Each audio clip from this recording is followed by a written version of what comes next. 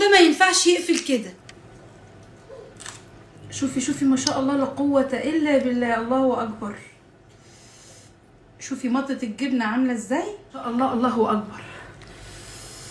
الرقة زي الفطير والله العظيم. هاكل النهارده كل اللي نفسي فيه، بكره ان شاء الله هعمل رجيم. يا رب تحطي لايك قمر للفيديو ده، يرزقك بر ولادك يا رب وتشوفيهم في اعلى المناصب. يلا بينا.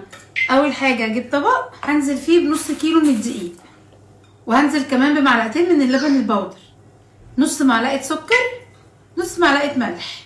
هقلب المكونات دي كويس جدا. هنا عندي معلقه خميره صغيره اللي هي تقريبا 5 جرام، تحطها في ربع فنجان من الميه الدافيه ومعلقه سكر، واتاكدت ان هي نشطه معايا كده فهبدا استخدمها. بعد كده عندي كوبايه وربع من الميه الدافيه، بالميه بس مش كلها. هبدا اعجن الكلام ده كويس جدا، نعجنها لغايه ما الملمس بتاعها يبقى بالشكل ده. شايفين اهي.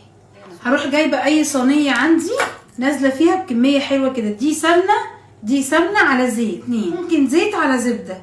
بعد ما حطيت ايدي انا كمان في السمن والزيت، هجيب العجينه بتاعتي وهبدا ان انا اقطعها كده اهو، وهبدا ان انا احطها هنا على السمنه والزيت، واحط كده على وشها سمنه وزيت اهو.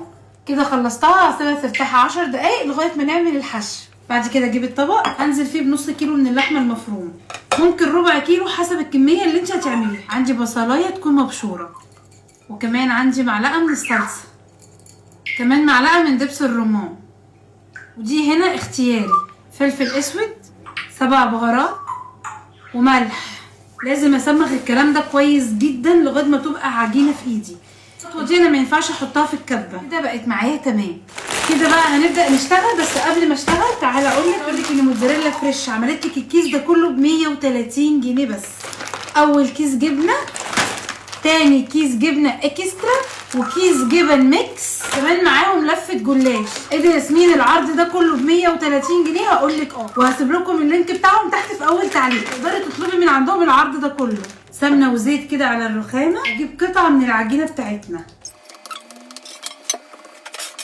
اول ما اتفردت معايا كده هروح واخده الطرف ده جايباه كده اهو، واروح جايبه الطرف ده كمان كده اهو، تمام، وهروح عامله كده اهو ومطبقاها زي المنديل.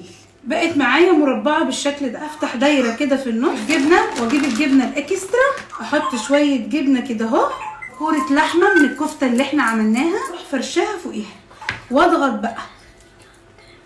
احطها هنا اهو كده.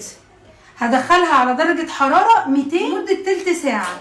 وبكده بعد ما طلعت من الفرن ما شاء الله لا قوه الا بالله. عليكي لايك وشير للفيديو دوت. دمتم في امان الله واشوفكم على خير.